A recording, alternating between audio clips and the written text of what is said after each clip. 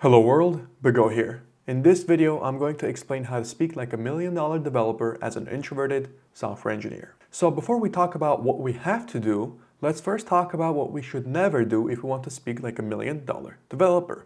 Because you have to understand fundamentally, the only difference between yourself and $1 million dev when it comes to communication is how we're going to explain concepts. Okay, more specifically, how we're going to connect the non-technical to the technical and vice versa. So if you were to think of the must-dos and must-not-dos, the biggest must-not-do when it comes to communicating like $1 million dev is we should never ever use this thing called technical jargon. Now, you might be wondering, okay, Bigo, but if I am in a corporate environment or I have my own business and I'm trying to explain something technical to somebody or I'm trying to explain the result of what it is I'm doing, how else can I explain what it is that exactly I'm doing? Well, I'm not saying you shouldn't talk about the tech itself. What I am saying is you shouldn't use jargon that a non-technical individual won't understand. In essence, whenever you are speaking as a software engineer, there is one rule that you must always adhere by. And you always have to ask yourself this exact question. Are the sentences that I'm saying that are coming out of my mouth, can a non-technical person and a technical person understand them both at the same exact level? If the answer is no, you then have to ask yourself a new question. Okay, which one would understand what I'm saying better? If the technical person will understand it better, then you have a technical bias in the way you speak. If a non-technical person will understand what you're saying better, then you have a non-technical bias in the way you speak. What you try to do, ideally, in an ideal situation, is you want to speak in such a way where there is no technical bias or a non-technical bias. Now, you might be wondering, why am I putting so much emphasis on communication, like speaking? Well, that is because if you want to consider a specific tech stack, let's say, that a developer uses, if we want to consider that a singular X multiplier, then we say, okay, if a developer uses AI to code, then that's a 10X multiplier. Well, the way a developer communicates is a literal 1,000, 100,000, 1,000,000 X multiplier. That's why it is so important that you as a software engineer learn how to speak like $1 million developer, even if you are introverted. Now, since this is focused on introverted software developers, which I consider myself to be, this is going to be strictly for those of you. So now that we understand the one rule, which is every single thing that comes out of our mouth has to make just as much sense to the technical folks as it does to the non-technical folks, we now understand, okay, we have to remove a bias. That is why we cannot use tech jargon, because by law, tech jargon means that there is a bias towards the technical side. So how do we get whatever it is we say to not have a bias? Because most of you watching this, most of you software engineers, if you're anything like me, which you probably are, you're going to use technical jargon in whatever it is you're going to say. And it doesn't take a genius to figure out that a software engineer with no practice on their speech or their communication skills is going to be better understood by other software engineers as opposed to non-technical individuals. So most software engineers, especially most introverted software engineers, their baseline, right, starts with a slight bias towards the technical folks. Now, when I say slight, for each individual, it's different. Some people are a little biased, some people are heavily biased. It ranges based on person to person. A good way to figure this out is for you as sort of an exercise.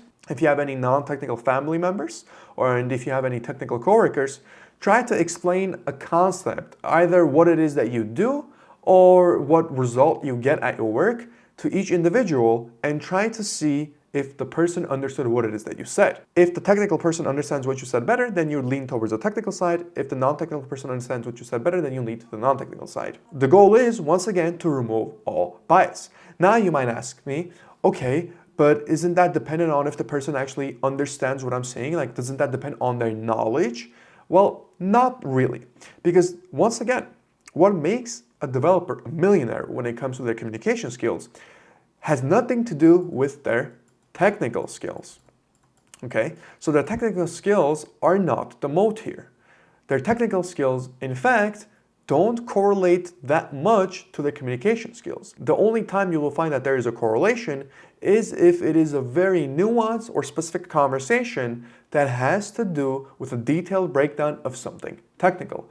Now, this would be, let's say, a professor teaching in university, right? They would need to break down technical concepts, which would mean they might need to use some technical jargon, which means they need to have an understanding of whatever it is they're saying in case a student asks a question or somebody asks to delve deeper into the topic.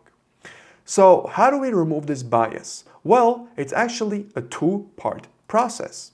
So the first process we identified in the very beginning. Whatever we talk, we have to measure up against a non-technical person and a technical person. And then once we figure out where we lean on this scale of what type of bias we have to figure out how do we make it have no bias. Our second step is to identify exactly what we are lacking.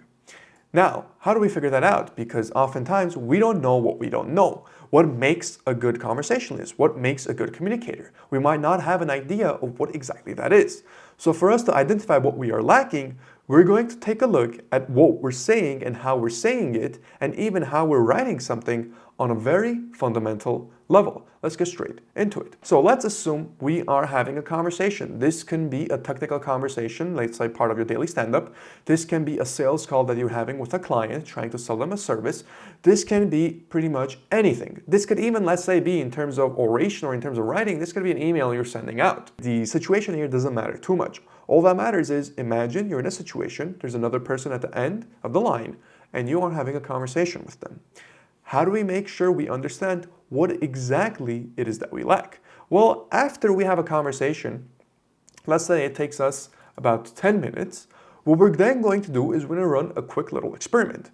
After we send out the email, after we have talk with them, whatever the case, what it is that we do, however long it takes. So for a conversation, we track the time. For the email, we would track the number of words, right? So number of words. So once we have a proper number on this, the second thing that we have to do is actually see what it is that we talked about. So for the conversation, highly recommend that you actually record them. And of course, for the number of words that you sent out, you most likely have a receipt, especially if you sent an email, you just go in your sent and see what you sent out. But you have some type of a receipt as to what you sent out, okay? Now, then what you're going to do is we are going to analyze everything that we talked about and the way we communicate. The number one fundamental mistake that most introverted software developers make when it comes to actually communication is they think that communication by itself is this skill that they're kind of born with. Because they're introverted and because they're not extroverted, they feel like they are lacking. When in fact, the biggest mistake they make is they never really try to learn. If you record yourself and you hear how you sound, oftentimes, if you've ever recorded a conversation, you might think you sound cringe, right? That's where I know a lot of you might have experience with that. But generally speaking, the best way you can improve is if you record a conversation or if you actually decide to take a step back and take a look at what you sent out, be it a Teams communication, be it an email that you sent out, and try to analyze word for word, line by line, what was said and what the other person understood. For example, if you sent out a 100-word email, and to that email chain you had 20 replies because whatever you asked for took the other party 19 more replies to kind of get something out of you, then we need to break down, okay, was 100 words not enough? If the 100 words were not enough, do I need to add more words? Or could I still say what I needed to say within those 100 words? So that breaks us down to essentially the third step. Do we need to improve the quality or the quantity? And the way we figure this out is, once again, we take a look at, based on our conversation, based on our communication, what the end result of that was. Let's assume I sent out an email, or let's say I'm in a stand-up meeting. I say whatever it is I have to say. The other person at the end says, okay, can you repeat it or can you explain it this way? I'm not understanding it. How many back and forths did we have? Is it because the quality of what I said was lacking? Or is it because I didn't spend enough time on explaining it, right? Which comes out to a quantity issue. So our fourth step, right? Once we kind of figure out if it's a quality or a quantity issue, we should know at this point, okay, it's because maybe I'm saying it at a good enough quality, but I'm not saying it enough times. Or maybe I'm not emphasizing it enough. Or the email that I'm sending out is 1,000 words, mumbo jumbo. I have so much useless information in there, the quality is lacking. So then we figure out, okay, I know exactly what I'm supposed to improve. Let's assume it is the quality of what it is that I'm going to talk about, or the email that I'm sending. So how do we improve specifically the quality of what it is we talk about? Well, we need a reference point. What does it mean to have high quality conversation, high quality communication, high quality email? We need a reference point. That reference point will most likely come from the internet. Now, I know you might be thinking, okay, but the internet is so vast, where do I go to find a reference point that will actually make sense to me? So I can give you a few pointers here. And the way I did it as an introverted software developer, how I learned to, let's say, write emails, how I learned to talk with people, I emulated other individuals who I considered to be at the top of the quality bucket. For emails, I took a look at famous copywriters, okay? Essentially, I found individuals who were able to sell through writing copy, right, which is essentially an email or a message. And by following these individuals, by trying to understand their craft, I was able to make my own emails, my own messages, be it a Slack message, a Teams message, anything that I put into writing, do exactly what I needed to do. Because while a copywriter's point is to sell, if we change the metric, instead of sell is to convince, is to do whatever else, right? Because copy, the entire point of it is to create emotion. And whenever you want somebody to do something, you need to create emotion in that.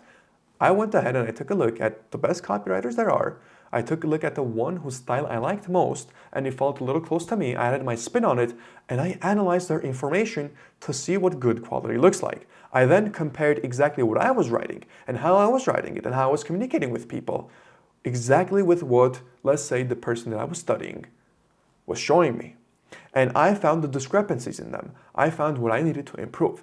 And that's really all you have to do. With conversation, let's say some of you have watched the CEO of NVIDIA recently to give a podcast, and you thought that he was a clear communicator as a software engineer, and you want to be able to speak like him. What you do is you take a look at your own recording of what you talked about, the concept you tried to explain. You take a look, are you lacking the quality, right? Do you not know enough about the subject to talk in as short a time as possible, that's why you continue ranting on? Or is it more of a quantity issue? You know enough about the subject to explain it clearly to a person, it's just you're not putting in enough words or enough kind of effort to get it out there, right? And once you identify exactly what it is, you find the best version of that out there for you specifically.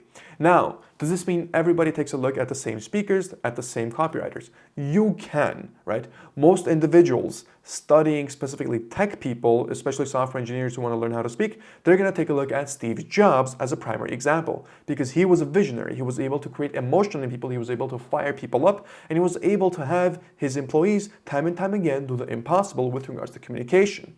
But maybe there might be somebody, if you're in a 9-to-5, there might be somebody in your organization, let's say the COO or the CTO, who is such an excellent communicator that you don't need to go too broad in order to find somebody online. You might have somebody you can go to in person to learn how it is that they do things. And it might even be more tailored towards your situation.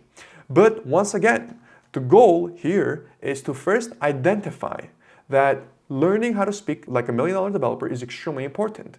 And as an introverted developer, we are all capable of learning it. There is simply a system to it. And the system is as follows. We first identify, are we more biased towards the technical side or the non-technical side? Most often than not, most of you will be biased towards the technical side. We then have to identify, okay, how do I become less biased, right? How do I have it so I have no bias either towards the technical or the non-technical? And through that, we come to the second step, right, that we talked about. First thing we do is if we're talking or if we're having a conversation, we're going to record it. If we're sending out emails, we're going to collect everything that we've sent out and take a look at it. And we're going to see what exactly is it that we do.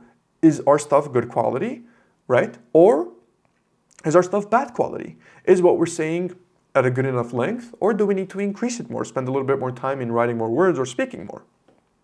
Depending on whichever one it is, we're going to look to improve it. And the way we're going to look to improve it is find existing examples that we can model and apply our own twist to it. And it's really as simple as that. So when a developer tells me, I can't speak, I can't sell, I can't go out into a networking event and speak to individuals, it's because they fundamentally believe that because they are not extroverted, they have poor communication skills, or they can't kind of get out of that bubble to do it. But if you just, as a software engineer, treat this like a system, if you just treat it like, okay, do I fall on the side of more non-technical bias or technical bias? You identify whatever bias is. Second step you do is you try to record the conversation, the interaction that you've had, or at least the email that you sent out. You then see what you have to improve. Is it the quality of what you're saying, or is it the quantity of what you're saying? You then take a look at existing examples out there in the world, either in your own area or maybe somewhere online, where you can model and actually get to improve either the quality or the quantity. And that is really as simple as that. I hope this video was helpful, and as always, thank you so much for watching and have a good one.